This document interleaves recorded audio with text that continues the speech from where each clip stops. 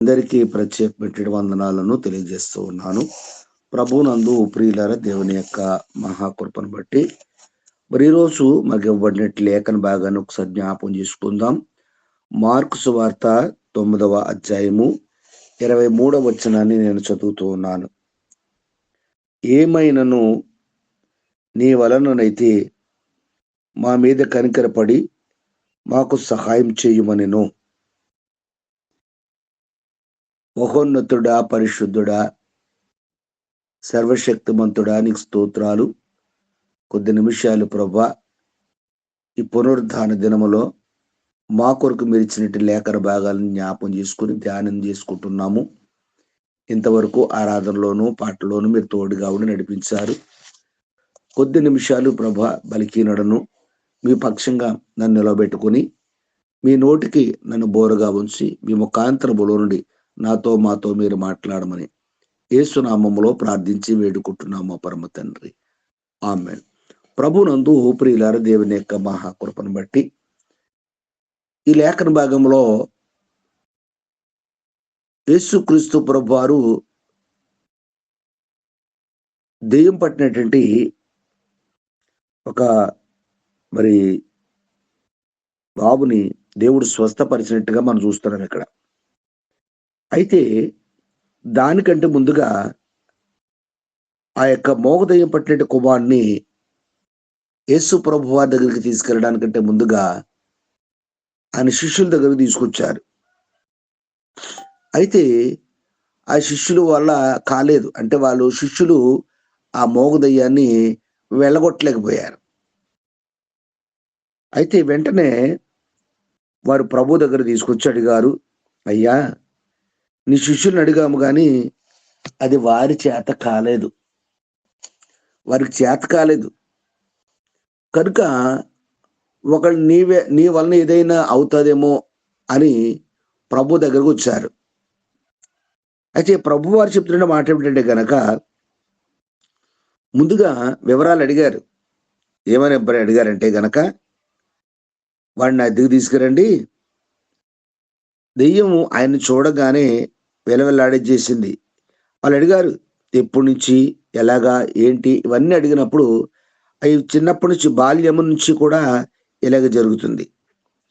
వాళ్ళు తీసుకొచ్చిన వెంటనే యేసు ప్రభుని చూడంగానే దెయ్యం ఏమైందంట, వెలవెల్లాడించిన గనుక వాడు నేలపడిన కూడా కార్చుకొని ఉండెను.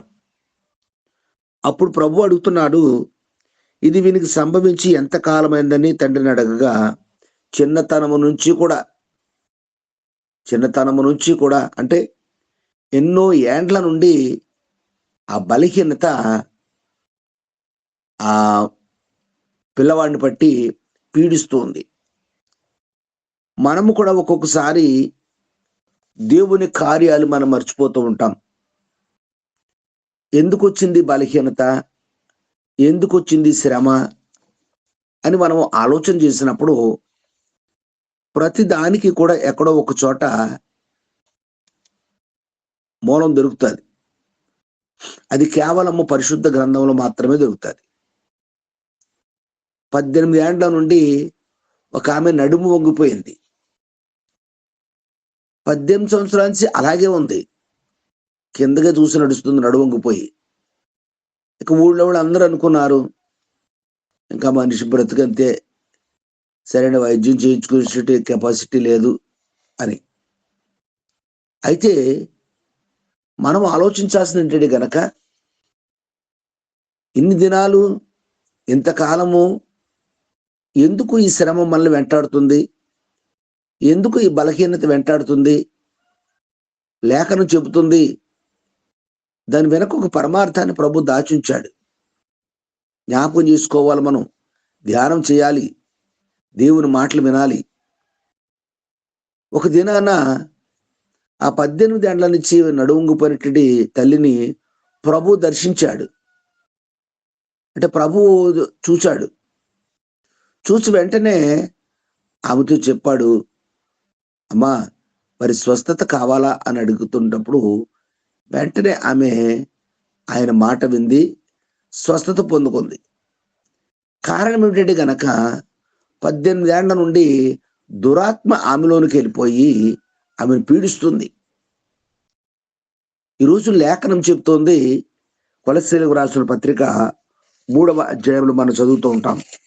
కొలస్సీ పత్రిక 3వ అధ్యాయంలో మనం చదువుతుంటాం. ఏమంటే కనుక రెండవ వచనం, 3వ అధ్యాయం 2వ వచనం, పైనున్న వాటి మీదనే కానీ భూ సంబంధమైన వాటి మీద మనసు పెట్టవద్దు. భూ సంబంధమైన వాటి మీద మనసు పెడితే పైన మర్చిపోతాం.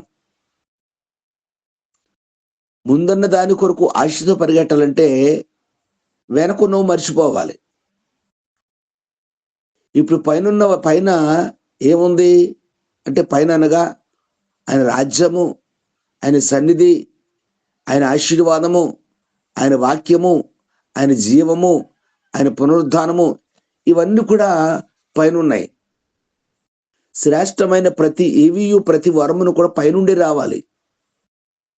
అయితే మనం ఏం చేస్తున్నామంటే గనక, కష్టం వచ్చినప్పుడు, శ్రమ వచ్చినప్పుడు, బలహీనత వచ్చినప్పుడు మొట్టమొదటిగా దేవుని వైపు చూడడం మానేసి లోకం వైపు చూస్తున్నాం.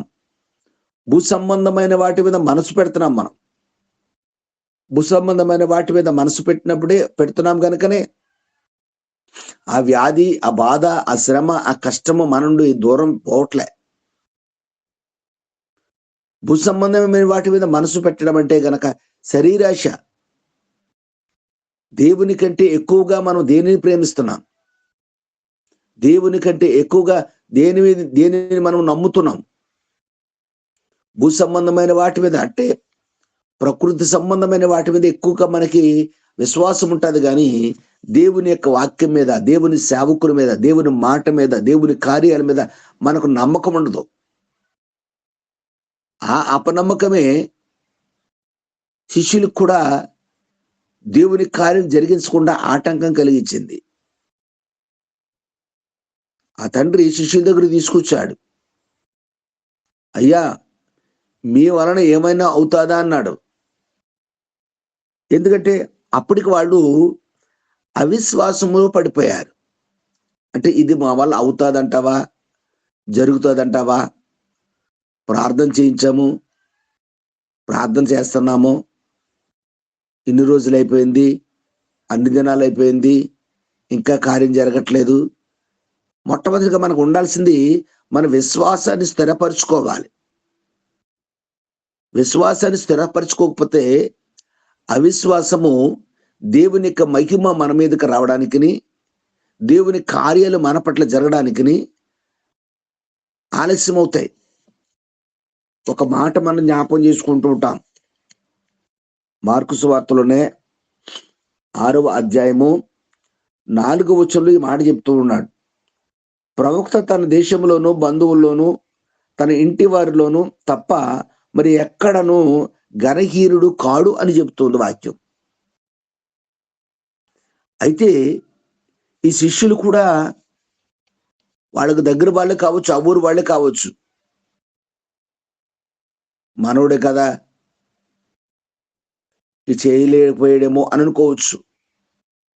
అయితే యేసు ప్రభు వారు కూడా ప్రవక్త తన దేశంలోను, తన బంధువుల్లోను, తన ఇంటి వారిలోను తప్ప ఎక్కడ కూడా ఘనహీనుడు కాడంట.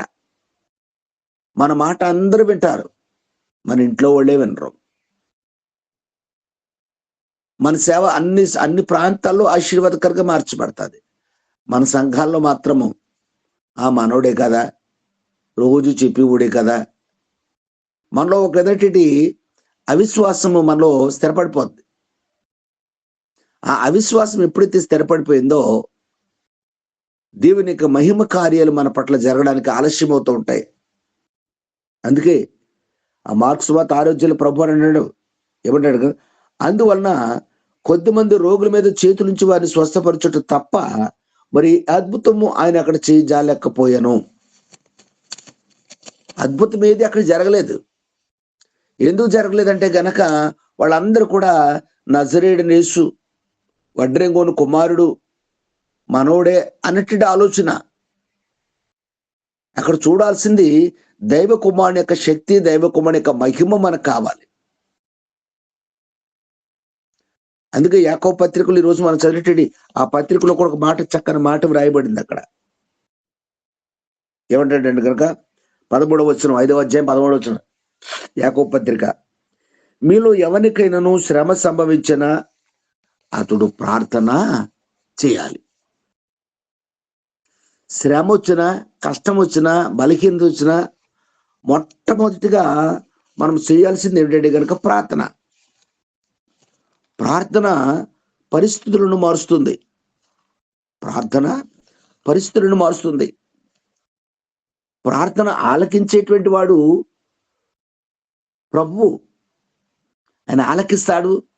ఆలకించి శ్రేష్టమైనవన్నీ కూడా మనకి ఇస్తూ ఉంటాడు.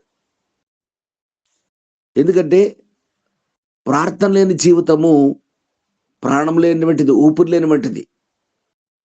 మనం శ్వాస తీసుకుంటున్నంతసేపు కూడా మనం బ్రతుకు ఉన్నామని లెక్క. శ్వాస ఎప్పుడైతే ఆగిపోయిందో ఇక మనము చనిపోయామన్నట్లు లెక్క. క్రైస్తవునికి కూడా ప్రార్థన అటువంటిది. మీలో ఎవరికైనాను శ్రమ సంభవించినా, బలహీనత వచ్చినా, వేదన వచ్చినా, కష్టం వచ్చినా మొట్టమొదటిగా అదే సంతోషం వచ్చినా ప్రార్థన చేయాలి. ప్రారంభ ప్రార్థన ఆదికాండము 4వ అధ్యాయంలో ప్రారంభమైంది. ఆదికాండము 4వ అధ్యాయము 26వ వచనాన్ని మనం చదివితే, షేతునకు కుమారుడు పుట్టెను, ఎనోషను కుమారుడు పుట్టాడు. ఆ కుమారుడు పుట్టినప్పుడు సంతోషంతో ప్రార్థన చేయడం ప్రారంభించారట. అంటే దేవుని యొక్క మహాకృపను బట్టి ప్రార్థన అనేటువంటిది దేవుని సందులో ధూపం వంటిది, బలిపీఠం వంటిది. ఆ బలిపీఠం ఎప్పుడు కూడా పడిపోకుండా జాగ్రత్త పడాలి మనం. ఆ బలిపీఠం మీద అర్పింపబడే అర్పణ దేవునికి ఇష్టంగా ఉండాలట. ఈ హృదయం అనేటువంటి బలిపీఠము మనం నిత్యము కూడా ప్రభు కొరకు సిద్ధపరచుకోవాలి. ప్రభు కొరకు మనం సిద్ధపరచుకోవాలంటే ఇది విశ్వాసము ద్వారా మాత్రమే సాధ్యమేది. ఆయనలో నమ్మకం ఉంచాలి. అంటే బలిపీఠం పడిపోయిందంటే గనక మన నిర్లక్ష్యాన్ని మనం జ్ఞాపకం చేసుకోవాలి. ఎందుకు పడిపోయింది బలిపీఠము? ప్రభు అంటాడు, మీరు శోధనలో పడిపోకుండా మెలకువగా ఉండండి. ఎందుకు వచ్చింది శోధన? నువ్వు నిద్రపోయావు, చీకట్లోకి వెళ్ళిపోయావు, లోకంలోకి వెళ్ళిపోయావు. శరీరాశ, నేత్రాశ, జీపడంబము నీలో తన ప్రభావాన్ని చూపిస్తుంది. వెంటనే మనం అవిశ్వాసంలో పడిపోయాం గనక ఆ ప్రభు అంటాడు, శోధనలో పడిపోయాం. అంటే మనం ఎప్పుడైతే చీకట్లోకి వెళ్ళిపోయామో, ఎప్పుడైతే మత్తులం అయిపోయామో వెంటనే శోధన మనం ఆవరించేసింది. అంటే మనం ఏం చేయాలి? బలిపీఠం పడిపోయిందంటే, బలిపీఠం పాడైపోయిందంటే, విశ్వాసం సన్నగిల్లిపోయిందంటే దేవుని యొక్క కృప మనకు రాకుండా పోతుంది అనమాట. రాత్రి జ్ఞాపం చేసుకున్నాం, నోవాహు యోనా ఓడలోనికి వెళ్ళిన పరిస్థితి. యోనా వాడ అడుగు భాగానికి వెళ్ళిపోయి పడుకుని నిద్రపోతున్నాడు. యోనా ప్రార్థించాల్సిన సమయం అది. అడుగు భాగానికి వెళ్ళిపోయాడు, మెలకువగా లేడు. యోనాను బట్టి శోధన వచ్చేసింది. అని అంటాడు, నన్ను బట్టి మీకు ఈ శోధన వచ్చింది. ఈరోజు యేసుక్రీస్తు ప్రభువారు తన శిష్యులతో కూడా చెబుతూ ఉన్నటువంటి మాట ఏమిటంటే కనుక, అయ్యా మేము ఎందుకు మేము అపవాదిని మేము మరి దూరపరచలేకపోయాం? ఎందుకు ఆ బిడ్డని స్వస్థపరచలేకపోయాం? ఎందుకంటే కనుక అపవాది వాళ్ళని చూడంగానే, ఎవరిని? యేసుక్రీస్తు ప్రభు యొక్క శిష్యులను చూడంగానే ఏం చేసిందంట? ఆ ఏళ్ళ సంగతి నాకు తెలిసిలే అన్నట్టుగా చూసింది వాళ్ళ. ఇంకా అదే అపవాదిని ఎవరి దగ్గర తీసుకొచ్చారు? యేసు ప్రభు దగ్గర తీసుకొచ్చారు. ఆ దెయ్యము యేసు ప్రభుని చూడంగానే విలవెల్లాడిపోయిందంట. విలవెల్లాడిపోయింది. మరి వీళ్ళని చూడంగానే అది ఏమైపోయిందంటే గనక ధైర్యం వచ్చేసింది. ఒక్క తన్నునట్టుగా వాళ్ళు ప్రార్థన చేయలేదు. వాళ్ళు యేసునామములో ఎల్లు ఎల్లు అంటున్నారు కానీ అది పోలే. ఎందుకంటే గనక మనం దేవుని విశ్వాసం ఉంచాలి. విశ్వాస సహితమైన ప్రార్థన రోగిని స్వస్థపరుస్తుంది. అపోస్తలుల కార్యములు 19వ అధ్యాయంలో అపోస్తలుల కార్యములు 19వ అధ్యాయంలో పౌలు గారు అక్కడ ఎఫెసు పట్టణానికి వచ్చినప్పుడు అక్కడ సమాజ మందిరంలో యేసుక్రీస్తు రాజ్యాన్ని గురించి ఆయన అనేకులతో తర్కిస్తూ అనేకులతో మాట్లాడుతూ ధైర్యంగా అక్కడ 3 నెలలు సువార్తను ప్రకటించాడు. అయితే ఆ ప్రాంతంలో చాలా మంది కఠిన హృదయాలు కలిగిన వారు, యేసు ప్రభుని ఒప్పుకోకుండా, యేసు ప్రభుని అంగీకరించకుండా తిరుగుబాటు చేసేటువంటి వారు అనేక మంది ఉన్నారు. అక్కడ యేసుక్రీస్తు ప్రభు వారి గురి యొక్క సువార్తను పౌలు గారు ప్రకటిస్తున్నారు. అక్కడ ఇంచుమించుగా 2 సంవత్సరాలు ఆ ప్రాంతంలో పౌలు గారు పరిచర్య జరిగించాడు. 2 సంవత్సరాలు పరిచర్య జరిగించిన తర్వాత ఆ ప్రాంతంలో ఉన్నటువంటి గ్రీసు దేశస్తులేమి, ఆసియాలో ఉన్నటువంటి కాపుర వారందరూ కూడా ప్రభు వాక్యాన్ని విన్నారని ఉంది. అక్కడ ప్రభు యొక్క మాటలను పౌలు గారు చెబుతుండగా విన్నారు. వాళ్ళు విన్నారు అంటే గనక మనసు పెట్టుకుని విన్నారు. మనసు పెట్టుకుని విన్నారు. ఆ వాక్యము వారి హృదయానికి సంతోషాన్ని ఇచ్చింది. ఇర్మీయా గ్రంథం 15వ అధ్యాయం చదువుతాం. నీ మాటలు నాకు దొరకగా నేను వాటిని భుజించి తిని అవి నా హృదయానికి సంతోషాన్ని ఇచ్చినాయి. పౌలు గారు చెప్పినటువంటి మాటలు శరీర సంబంధమైనటువంటి వారికి అనగా లోకాశలు కలిగిన వారికి కష్టంగా ఉన్నాయి. అంగీకరించడానికి కూడా కష్టంగా ఉన్నాయి. అమ్మో, ప్రార్థనకు రావాలి, ప్రతిరోజు ఉదయాన్నే లెగాలి, ఇక అస్తమాను ఇదే పని, వాక్యం చదవాలి, మందిరానికి వెళ్ళాలి. అదే కనుక లోకంలో ఉన్నామనుకోండి, తిని తాగి ఇష్టానుసారంగా జీవించవచ్చు. అయితే ఇక్కడ పౌలు గారు చెప్పినటువంటి మాట అనేకులు విన్నారు. వాళ్ళందరూ కూడా వాక్యాన్ని విన్నారు. వినేం చేశారంటే గనక పౌలు చేసినటువంటి అద్భుతమైనటువంటి కార్యములను వారు చూశారు, చేయించుకున్నారు పౌలు చేత. అంటే చేయించుకున్నారంటే గనక వారు విశ్వసించి అనేక మంది తీసుకొచ్చారు అక్కడికి. ఈయన చేయగలడు, ఈయన సమర్థుడు. అందుకే మార్కు సువార్తలు అంటాడు, నీ వల్ల ఏమైనా అయితే మా మీద కనికరపడి సహాయం చేయము. మొట్టమొదటిగా దేవుని కార్యం మనం చూడాలంటే గనక, దేవుని మహిమను మనం చూడాలంటే గనక ఆయన కృపకు పాత్రం కావాలి. మొట్టమొదట కృపకు పాత్రం కావాలంటే గనక మన హృదయాన్ని ఒకసారి చూసుకోవాలి. కలవరపడుతున్నామా, కఠినపరుచుకుంటున్నామా, ఒకసారి జ్ఞాపకం చేసుకోవాలి. పౌలు గారు బోధిస్తున్నప్పుడు వాళ్ళందరూ కూడా పౌలు చేత విశేషమైన అద్భుతాలు జరిగించుకున్నారు. వాళ్ళందరూ కూడా విశ్వాసంతో తీసుకొచ్చారు పౌలు గారి దగ్గరికి. అక్కడ చూస్తే గనక అపోస్తలుల కార్యం 19వ అధ్యాయం 12వ అతని శరీరము తగిలిన నుండి చేతిగుడ్డలైనను నడికట్లైనను రోగుల ఎద్దకు తెచ్చినప్పుడు రోగముల వారిని విడిచిపెట్టి, ఎంత నమ్మకమో చూడండి. ఒక క్లాత్ తీసుకొని ఆ క్లాత్ పౌలు గారి యొక్క శరీరానికి తగిలించి పౌలు గారి ముట్టుకున్న తర్వాత అదే క్లాత్ తీసుకొచ్చి, అదే వస్త్రం తీసుకొచ్చి, అదే కర్చీఫ్ తీసుకొచ్చి రోగుల మీద ఉంచితే స్వస్థపరచబడ్డారంట. అంటే ఎంత బలమైనటువంటి విశ్వాసాన్ని ఆ దినాల్లో ఎఫెసులో ఉన్నటువంటి వారు, మూర్ఖులు, కఠినులు, వాళ్ళందరూ కూడా కేవలం బాప్తిసం తీసుకున్నారంతే. పరిశుద్ధాత్మ శక్తి గురించి వారికి తెలియదు అసలు. ఆ గొప్ప కార్యాన్ని ప్రభు జరిగించాడు. అక్కడ ఏం జరిగినా రోగులు ఎదుగు తెచ్చినప్పుడు రోగాలు వారు విడిచిపెట్టలేదు, దెయ్యాలు కూడా విడిచిపెట్టి వెళ్ళిపోతాయంట. ఇక్కడ శిష్యులు ప్రార్థన చేశారు. అక్కడ ప్రార్థన కాదు, వాళ్ళని క్లాత్ తీసుకొచ్చి, ఆ గుడ్డలు తీసుకొచ్చి వాళ్ళ మీద వేస్తే దెయ్యం దగ్గర తీస్తే వెళ్ళిపోయినాయి. అంటే ఆ ప్రభావం వినుట వలన దేవుని యొక్క ప్రభావం విన్నవారిలో కూడా వచ్చేసింది. ప్రభావం ఆ క్లాత్ తీసుకొని వీళ్ళు కూడా ప్రభు నామాన్ని ఉచ్చరిస్తూ ఉన్నారు. యేసు నామములో వెళ్ళమని పౌలు గారు చెప్పారు. యేసు నామములో వెళ్ళమని చెప్పాడు ఆయన. అని ఎలాగైతే చెప్పాడో విశ్వాసంతో, గట్టిగా పట్టుకుని విశ్వాసంతో, హృదయమందు విశ్వాసించి వాళ్ళు కూడా యేసు నామమును ఉచ్చరించినప్పుడు దెయ్యాలు వెళ్ళిపోయినాయి. కానీ ఈరోజు ఆ 12 మంది శిష్యులకి ఆ యేసుక్రీస్తు వారి శిష్యులు ప్రార్థించినప్పుడు కూడా అవి వెళ్ళలేకపోయినాయి. ఎందుకంటే గనక అవిశ్వాసము, మూర్ఖతరము వారితో, విశ్వాసం లేని మూర్ఖతరం వారులారా ఎంతకాలం నేను మిమ్మల్ని సహిస్తాను, ఎంతకాలం మీతో ఉంటానంటున్నాడు ప్రభు. ఎందుకని యేసు ప్రభుని చూడంగానే దెయ్యం వెలువెల్లాడిపోయింది. దెయ్యం వెలువెల్లాడిపోయింది.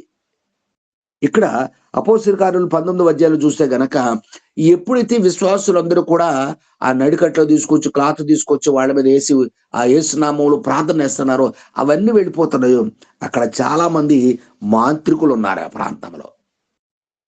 చాలా మంది అక్కడ చూసినట్టయితే గనక ఆ దేశ సంచారులు, మాంత్రికులు, యూదులు పౌలు ఎలాగైతే చేస్తున్నాడో అలా కూడా వారు కూడా ఏం చేశారంటే గనక యేసు నామమును ఉచ్చాటన చేయడం ప్రారంభించారు. వాళ్ళు కూడా అలాగ మంత్రిస్తున్నారు. అంటే మన ప్రార్థన అనుకుంటున్నాము, వాళ్ళు ఏంటంటే మంత్రం. మేము కూడా ఈ మంత్రం ఎత్తే సరిపోద్ది అనుకుంటున్నారు. మంత్రం అనుకుంటున్నారు దాన్ని వాళ్ళు. మంత్రం అనుకుంటున్నారు. ఈరోజు మనం కూడా ఓ తాడు తెచ్చుకుంటాను, తాయి తెచ్చుకుంటాను తగ్గిపోద్ది అనుకుంటున్నాం మనం. ఇందాక చెప్పాను, మన ప్రార్థన కంటే ముందుగా తాడుకి వెళ్ళిపోతాం మనం. ముందుగా అక్కడికి వెళ్ళిపోతాం మనం. అది తెచ్చిన తర్వాత, అది కట్టిన తర్వాత అప్పుడు ప్రార్థన జోలికి వస్తాం మనం. అప్పుడు దాకా వెళ్ళం మనం. ఇక్కడ మాంత్రికులు కూడా అలాగే చేశారు. మాంత్రికుడు యేసు తోడు మిమ్మల్ని ఉచ్చాటం చేసిన ఈ మాట చెప్పి దెయ్యం పట్టిన వారి ప్రభు అని యేసు నామములో వెళ్ళాలని గద్దిస్తున్నారు. వెళ్ళిపోయినాయా? దెయ్యాలు తిరగబడ్డాయి. చూసారా? యేసయ్యను చూడంగానే విలవిల్లాడించి వదిలించి వెళ్ళిపోయింది అది. యేసు ప్రభు గద్దించగానే విలవిల్లాడించి వదిలిపెట్టేసి వెళ్ళిపోయింది అది. కానీ ఇక్కడ ఆ మాంత్రికులను, ఆ యూదులు వీళ్ళందరూ కూడా వాళ్ళు కూడా యేసు నామములో ఉచ్చాటన చేస్తుంటే, యేసు నామములో ప్రార్థన చేస్తున్న మంత్రిస్తున్నారు. వాళ్ళు ప్రార్థన చేస్తుండగా ఈ దెయ్యాన్ని వెళ్ళిపోమని మీరు ఆజ్ఞాపిస్తున్నామని చెప్తున్నారు వాళ్ళు. అయితే అక్కడ చెప్తున్నమాట 15వ వచనం, అందుకు దెయ్యము నేను యేసును గుర్తిరుగుదును, పౌలుని ఎరుగుదును, కానీ మీరెవరు అని అడుగుతున్నారు. ఈరోజు శిష్యులు కూడా అదే ప్రశ్న అడిగి ఉండొచ్చు దెయ్యం అక్కడ. యేసు ప్రభు వారు తెలుసు, పౌలు గారు తెలుసు, నువ్వెవడు అన్నట్టు మాట. అక్కడ కిందకి వెళ్తే గనక ఒక్క తన్ను తన్నితే అవతల పడ్డారట వెళ్ళాళ్ళు. అయితే వాక్యం ఏం చెప్తుంది? వాక్యం ఏం చెప్తుంది? యాకోబు పత్రిక 4వ అధ్యాయము, యాకోబు పత్రిక 4వ అధ్యాయము 7వ వచనం, కాబట్టి దేవునికి లోబడి ఉండి అపవాదిని ఎదురించుడి, అప్పుడు ఆడు మీ వద్ద నుంచి వెళ్ళిపోతాడు. ఇప్పుడు అపవాదిని గద్దించాలన్నా, అపవాదిని మన నుండి దూరపరచుకోవాలన్నా మొట్టమొదటిగా ఎవరైతే ఈ ప్రార్థన చేస్తున్నారో, ఎవరైతే యేసునామములో ఉచ్చాటన చేస్తున్నారో, పలుకుతున్నారో వారు మొట్టమొదటిగా దేవుని యొక్క వాక్యానికి మనం ఏమన్నా లోబడి ఉండాలి.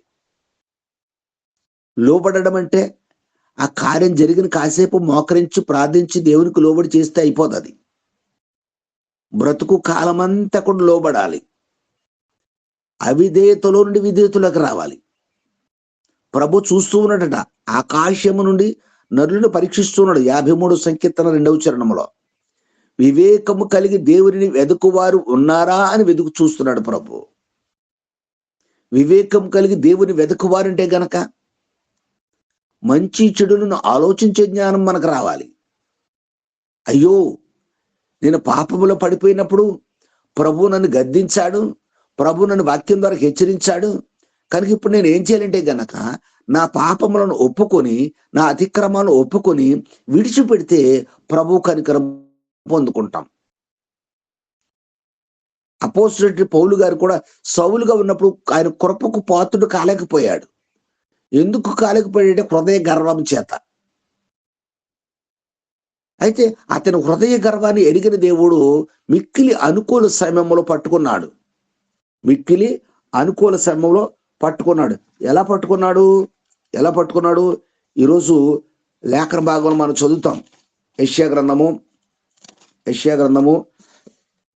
45వ అధ్యాయము 22వ వచనం. భూదిగంత నివాసులారా, నా వైపు చూచి రక్షణ పొందండి. దేవుడిని నేనే, మరి ఏ దేవుడును కూడా లేడు. మీరు రక్షణ పొందాలంటే ప్రభు నామం బట్టి ఎవరైతే ప్రార్థన చేస్తారో వారు రక్షణ పొందుతారు. ప్రార్థించాలంటే గనుక భూ సంబంధమైన వాటి మీద మనసు తీసేసుకుని పైనున్న వాటిని వెతకడం ప్రారంభించాలి. ఆ వెతకడకపోయాడు. ఆ 18 ఏళ్ల నుండి నడుమొంగుపోని స్త్రీ ఎలా ఉందో, పౌలు గారు కూడా ప్రతి విషయంలో కూడా భూ సంబంధమైన వాటి మీద మనసు నుంచి అతిశయించి గర్వించి తన ఇష్టానుసరైనటువంటి పాప జీవితాన్ని జీవించాడు. కానీ ప్రభు ఆ దమస్కు మార్గంలో ఎప్పుడైతే పట్టుకున్నాడో, దమస్కు మార్గంలో ఎప్పుడైతే పట్టుకున్నాడో వెంటనే పౌలు గారు, సౌలు దేవునికి లోబడిపోయాడు, విధేయుడైపోయాడు. తన విధేయతంతో ఒప్పుకుని విడిచిపెట్టేశాడు. ఆ రోజు తన మనసులో ఒక బలమైన తీర్మానం చేసుకున్నాడు. ఇక ఎన్నటికి దేవునికి దూరంగా, దేవునికి అవిధేయుడిగా, అవిశ్వాసంలోకి వెళ్ళిపోకుండా నిత్యము ఆయన కృపలో ఉండాలనేటువంటి ఆలోచన కలిగిన వాడు. వెంటనే ఆయన అంటున్నాడు తిమోతికి రాసిన మొదటి పత్రికలో, నేను పూర్వము దోషకుడును, హింసకుడును, హానికరుడును. అయితే అటువంటి స్థితిలో ఉన్న నన్ను నమ్మకమైన పనివానిగా దేవుడు ఎంచాడు. ఎంచాడట, నమ్మకమైన పనివానిగా నేను ఎంచాడు కనుకనే ఆయన కనికరానికి నేను పాత్రుడయ్యాను.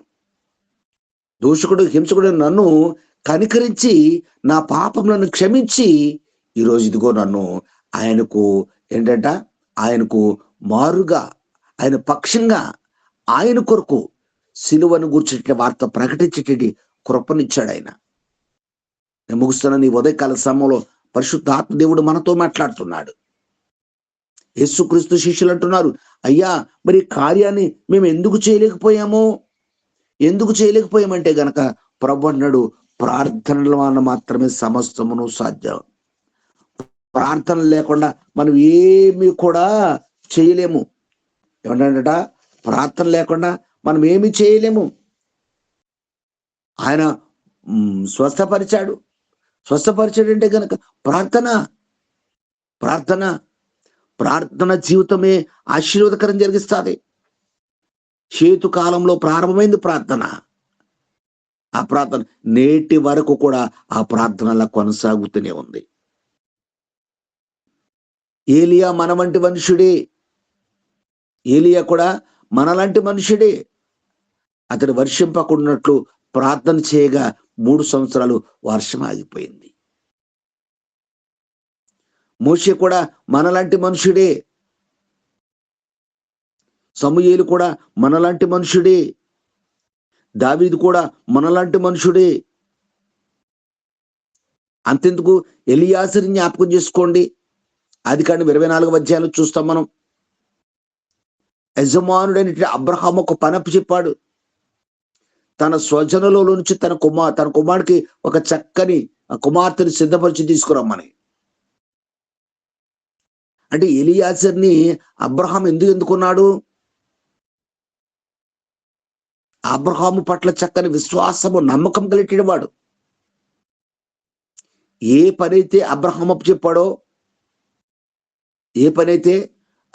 చెప్పాడో ఆ పనిని నెరవేర్చడానికి ఆ అధ్యాయం అంతా చదవండి. ప్రతి చోట కూడా ఇస్సాకు ప్రార్థన. ప్రభువా, నా యజమాని కొరకు నేను వెళుతున్నాను, నా యజమాని నాకు అప్పచెప్ప పని కొరకు వెళుతున్నాను, నా మార్గం అంతట్లో తోడుగా ఉండు. నేనేదో ఆలోచన చేసుకుంటున్నాను, నా ఆలోచన నువ్వేం చేస్తామంటే గనక, నా ఆలోచన మీ తలంపులకు కలిస్తే గనక, ఏకీభవిస్తే గనక, ఒకటైతే గనక కార్యం జరిగించు. ఇదిగో నీళ్ల బావి ఎందుకు కొంతమంది స్త్రీలు కనబడుతున్నారు, యవనస్తులు కనబడుతున్నారు. అక్కడ మోకరించాడు, అక్కడ మోకరించి ప్రార్థన చేస్తున్నాడు. ఏ స్త్రీ అయితే, ఏ యవనురాలైతే నాకు నా ఒంటెలకు నీళ్ళిస్తాదో ఆమె నా యజమాని కుమారికి భార్య అని నేను అనుకుంటున్నాను ప్రభా. నా హృదయ తలంపు, నా హృదయ ఆలోచనను వెరిగిన దేవుడు. నా విశ్వాసము సన్నగిల్లిపోకుండా, నా నమ్మకం సన్నగిల్లిపోకుండా నీ మహిమ కార్యము ఇక్కడ జరగాలంటే గనక అతడు వెంటనే మోకాళ్ళుని ప్రార్థన చేశాడు. మోకాళ్ళుని ఎందుకని? వాక్యం కూడా అదే చెప్తుంది. ఇందాక మనం చూద్దాం 45వ యెషయా గ్రంథం 45వ అధ్యాయం 23. నా ఎదుట ప్రతి మోకాలు వంగును, ప్రతి నాలుక నా తోడని ప్రమాణం చేయను, నేను నా పేరట ప్రమాణం చేసి ఉన్నాను. ఏమిటంట? ప్రతి మోకాలు వంగాలి. ఆ మోకాలు వంగింది. అక్కడ ఎలియాజరు మోకాళ్ళు వంచాడు. ఎప్పుడైతే మోకాళ్ళు వంచాడో విధేయత కలిగిన ఎలియాజరు మీద దేవుని కృప విస్తారంగా వచ్చింది. అక్కడి నుంచి మనకు ఆ చరిత్ర అంతా మనకు తెలుసు, ఆ వాక్యం అంతా మనకు తెలుసు. తన కార్యం దేవుడు సఫలపరిచాడు ప్రతి చోట. ఎందుకని? ప్రార్థన ద్వారా ఎలియాజరు ఒక గొప్ప ఆశీర్వాదం సంపాదించుకున్నాడు. ఏమిటి ఆశీర్వాదం అంటే గనక, లాబాను ఇంటికి వెళ్ళిన తర్వాత లాబాను అంటున్నాడు, యెహోవా చేత ఆశీర్వదింపబడినటువంటి వాడా, యెహోవా చేత ఆశీర్వదింపబడినటువంటి వాడా. ఈరోజు మనం కూడా అట్టి ఆశీర్వాదం మనకు కావాలంటే గనక రోమపత్రిక 10వ అధ్యాయము, రోమపత్రిక 10వ అధ్యాయం 12వ వచనాన్ని చదువుతున్నాను చూడండి. యూదుడని గ్రీసు దేశస్థుడని భేదం లేదు, ఒక్క ప్రభువే అందరికీ ప్రభు అయ్యుండి తనకు ప్రార్థన చేయవారి అందరిలా కృప చూపుటకు ఐశ్వర్యవంతుడు. ఆయనకు ఎంతమంది ప్రార్థన చేస్తారో వారందరికీ కృపను ఎలాగిస్తాడంట? ఐశ్వర్యం ఇచ్చినట్టు ఇస్తాడట. అంటే ఎటువంటి కృప అది? 103వ సంకీర్తనలో మనం చదువుతాం, భూమి కంటే ఆకాశము ఎంత ఉన్నతముగా ఉన్నదో దేవుని యందు భయభక్తుల వారి యెడల ఆయన కృప అంత అధికముగా ఉంది. అంత ఐశ్వర్యము, అంత ఆశీర్వాదం దేవుడు నీకు ఇస్తాడు దేవుడు. కానీ ఆ ఆశీర్వాదము, ఆ ఐశ్వర్యం పొందుకోకపోవడానికి కారణం ఏమిటండి గనక ఆయనకును మనకు మధ్య అవిశ్వాసం ఆటంకంగా ఉంది. అవిశ్వాసం తీసేసుకో. ఇందాక మనం చదివాం అపోస్తలుల కార్యం 19వ అధ్యాయంలో ఆ మాంత్రిక విద్యను అభ్యసించిన వారందరూ కూడా యేసునామములో యేసునామములో వెళ్ళని గద్దించారు, కానీ దెయ్యం వెళ్ళలే. అక్కడి నుంచి దురాత్మ వాళ్ళ మీద తిరగబడింది. వెంటనే వాళ్ళు ఆలోచన చేస్తారు, ఎందుకు మేము ఈ కార్యం చేయలేకపోయాం? ఇక్కడ శిష్యులు ఎలాగైతే ఆలోచన చేస్తారు, అక్కడ వాళ్ళు కూడా ఆలోచన చేస్తారు. ఎందుకంటే గనక మొట్టమొదటిగా మనము దేవునికి విధేయులము కావాలి. విధేయులు కావాలంటే గనక ప్రభు అంటాడు, కుష్ఠరోగి ఆయన ఎద్దుకు వచ్చినప్పుడు ఆయన అంటున్నాడు, అయ్యా నేను నీకు ఇష్టమైతే నువ్వు నన్ను శుద్ధి చేయి అన్నాడు. అతని శరీరం అయితే బలహీనంగా ఉంది, శరీరం అయితే కుష్ఠతో ఉంది, కానీ అతని మనస్సు మాత్రము దేవునికి దగ్గరగా ఉంది. నీ మనస్సు, నా మనస్సు దేవునికి దగ్గరగా ఉంటే గనక ఎంత కష్టమైన, ఎంత ఇబ్బంది దేవుని కార్యం పొందుకుంటాం. ప్రభు అంటాడు, నువ్వు శుద్ధుడు కావడం నాకు ఇష్టం అన్నాడు దేవుడు. ఇప్పుడు ఈ మాంత్రిక విద్యను అభ్యసించిన వారు కూడా దురాత్మలు వెళ్ళగొట్టాలంటే గనక దేవునికి యొక్క శక్తి కావాలి, ఆయన యొక్క ఆ ప్రభావాన్ని పొందుకోవాలి. అంటే పొందుకోలేకపోతున్నారంటే గనక వారు దేవునికి ఇష్టలుగా లేరు, శిష్యులు కూడా ఇష్టలుగా లేరు. ఇంకా అక్కడ అయ్యా మేము ఇష్టలుగా ఉండాలంటే ఏం చేయాలని అడిగారు పౌరుని అక్కడ. మీరు ఇంతవరకు దేని మీద ఆనుకుని, దేని మీద ఆధారపడి జీవించారో ఆ మాంత్రిక విద్యను విడిచిపెట్టేయండి, ఆ శరీరాశిని విడిచిపెట్టేయండి, ఆ నేత్రాశిని విడిచిపెట్టేయండి, ఆ జీవపుడమ్మాన్ని విడిచిపెట్టేయండి. ప్రభువు ప్రేమ, తండ్రి ప్రేమ అక్కడ లేదు. ఉదయాహన పత్రిక 2వ అధ్యాయం 15వ వచనం. శరీరాశ, నేత్రాశ, జీవపడము, అందులో తండ్రి ప్రేమ లేదు. లోకమును ప్రేమించిన వాడు లోకంలో ప్రేమిస్తున్నాము, అందులో ప్రేమ లేదు, తండ్రి ప్రేమ లేదు. ఆ ప్రేమ నీలో ఉంటే గనక ఖచ్చితంగా పాపాన్ని ఒప్పుకుంటావు. వెంటనే వాళ్ళు ఆ మాంత్రిక విద్యకు సంబంధించినటువంటి ఆ పుస్తకాలు అన్ని కూడా అక్కడ తగలబెట్టేసి ప్రభువుని విశ్వసించినట్టుగా మనం చూస్తున్నాం. ప్రభు అన్నాడు, విశ్వాసం లేని మూర్ఖతరం వారలారా ఎంత కాలం నేను మీతో ఉంటాను. ఈరోజు దేవుని యొక్క గొప్ప కార్యం మనం చూడాలంటే గనక ప్రభు నామను బట్టి ప్రార్థన చేయవాడెవడో వాడు రక్షింపబడతాడు. రక్షింపబడాలంటే గనక మొట్టమొదటిగా నీ మనస్సు దేవునికి ఇస్తే, నీ హృదయాన్ని దేవునికి ఇస్తే, నీ హృదయం దేవుని మాటలతో నింపబడతాది. నీ హృదయం నిండా వాక్యం ఉంది. కానీ వాక్యం ఏం చేస్తుందంటే గనక నీ హృదయంలో ఏమాత్రం పనిచేయటం గుచ్చుకోవట్లేదు నీ హృదయానికి అది. ఎందుకంటే గనక నీ హృదయము రాయి అయిపోయింది, బండబారిపోయింది. అదే గనక మాంసం హృదయం అంటే గనక దేవుని మాట గుచ్చుకో, అయ్యో సేవకుడు ఇవాళ నన్నే గద్దించాలి, నన్ను చెప్పారు సురేష్ గారు. ఈ వాక్యం నా కోసం అత్తమా అని చెప్తున్నాడు కాదది.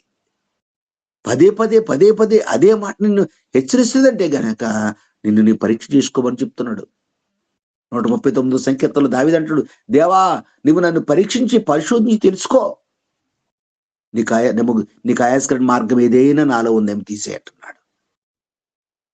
ఈరోజు శిష్యుల్లో ఉన్నట్టు ఆయాస్కరమైన మార్గం ఏంటంటే గనక అవిశ్వాసం. అవిశ్వాసమే కార్యం జరగలేకపోయింది. ప్రభు అన్నాడు, మీలో ఎవడైనా రోగిగా ఉంటే గనక మీరు మొట్టమొదటిగా ఏం చేయాలంటే గనక నూనె తీసుకుని చేయాలి. అంటే ఆ నూనె తీసుకుని వెళ్ళే ముందే మనం ఏం చేయాలంటే గనక ఈ నూనె మనం రాసి ప్రార్థన చేస్తే గనక ఖచ్చితంగా దేవుడు గొప్ప కార్యం చేస్తాడంటే నమ్మకంతో, విశ్వాసంతో, ఏకాగ్రతతో మనము ప్రార్థనాపూర్వంగా సిద్ధపడి దేవుని స్థుతికి వచ్చినప్పుడు ఆ కార్యాలు మనం పొందుకుంటాం. ప్రభు అన్నమాట, భూదిగంత నివాసులారా నా వైపు చూసి రక్షణ పొందండి. ఎందుకని? ఇంకా రక్షణ లేదు మనకి. రోమీయులకు రాసిన 10వ అధ్యాయము 1వ వచనం మనం చూస్తాం. రోమపత్రిక, సహోదరులారా ఇశ్రాయేలులో రక్షణ పొందాలని నా హృదయాభిలాష పౌలు గారు.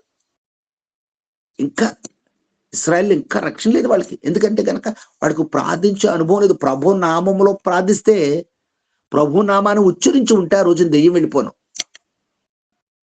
ప్రభు నామాన్ని బట్టి ప్రార్థించే అనుభవం లేదు వాళ్ళకి. మనకు కూడా ఈరోజు ప్రార్థన పరిస్థితిని మారుస్తుంది. ప్రార్థన ఆలకించేవాడు ఆయన. ప్రార్థన ఆలకించేవాడు. ఎప్పుడు ప్రార్థన చేయాలి? శ్రమ సంభవించినా వాడు ప్రార్థన చేయాలి. శ్రమ రాకుండా కూడా ప్రార్థన చేయాలి. ఒక్కొక్కసారి మనం ప్రార్థన చేయకుండానే శ్రమలు మన చుట్టుముట్టేస్తాయి. ఆ శ్రమ నుండి తప్పించుకోవడానికి ప్రార్థన చేయాలి. ప్రార్థన చేయాలి, ఏకాంత ప్రార్థన. యేసుక్రీస్తు ప్రభువు చనిపోయిన తర్వాత 51వ రోజు పెంతెకొస్తు పండుగ అది. ఆ పునరుద్ధారణ దినాన్ని మొదలుకొని 50వ రోజు వరకు కూడా 120 మంది మేడగదిలో ఉండి విసుకొక వారు ప్రార్థన చేశారు. విసుకొక వారు ప్రార్థన చేశారు. అపోస్తలుల కార్యములు 1వ అధ్యాయం 14వ వచనంలో విసుకొక ప్రార్థన చేశారు. అపోస్తలుల కార్యములు 10వ అధ్యాయంలో కొర్నేలి నీ ప్రార్థన వినబడింది. ఇప్పుడు నువ్వేం చేస్తావంటే గనక యొప్పేలో చర్మకారుని సీమోన్ గారు ఉన్నారు, ఆయన పిలువు. ఆయన వస్తే ఏంటి ప్రయోజనం అంటే, ఇప్పుడు సీమోన్ ప్రభు మీద కంటే, కొర్నేలి యొక్క విశ్వాసం ప్రభు మీద కంటే పేతురు గారి మీద ఎక్కువ విశ్వాసం ఉంచాలి ఇప్పుడు. ఎందుకని? అతను నీవును నీ ఇంటి వారు ఏ మాటల చేత రక్షింపబడతారో ఆ మాటలు తెలియజేస్తాడు. ఆ పేతురు కూడా ఒట్టుగా ఏదో బైబిల్ చేత పట్టుకుని పరిగెట్టుకుని వచ్చేసి నీకు వాక్యం చెప్పడం. ఆ పేతురును కూడా ప్రభు పౌలు సిద్ధపరిచాడు. ఆ పేతులతో చెప్పాడు పౌలా నువ్వు లేచి వాళ్ళతో వెళ్ళు అన్నాడు. అంటే లేచంటే గనక నువ్వు మోకాళ్ళు నీ ప్రార్థించి ఆ ప్రార్థన శక్తితో లేచి వెళ్ళి నేను ఇచ్చినట్టు ఆజ్ఞ, నేను ఇచ్చినట్టు మాటలు వాళ్ళకి ప్రకటించు. అప్పుడు అవి వారి హృదయానికి గుచ్చుకుంటాయి, వారు మనసు మార్చుకుంటారు. ఈరోజు ఇంకా నా ఆధ్యాత్మిక స్థితి అపనమ్మకంలో ఉండిపోయి ఇంకా దేవుని కార్యం రుచులేకపోతున్నామేమో. యోహాను 2వ పత్రిక 1వ అధ్యాయం 1వ వచనంలో ఆది నుండి జీవవాక్యమును గుర్చి, ప్రాణమున్న వాక్యం అది, జీవవాక్యాన్ని గుర్చి, ప్రభుని గుర్చి మేము ఏది విన్నామో, ఏది చూసామో, దేనిని తాకు చూసామో అవన్నీ కూడా మీకు తెలియజేస్తున్నాము.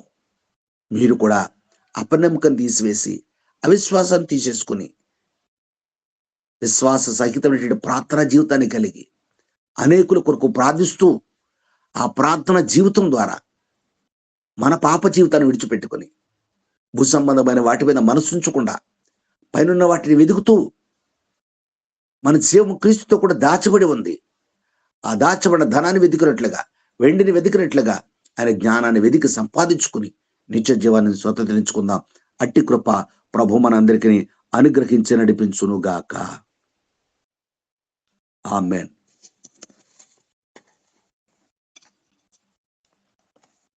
అయ్యగారు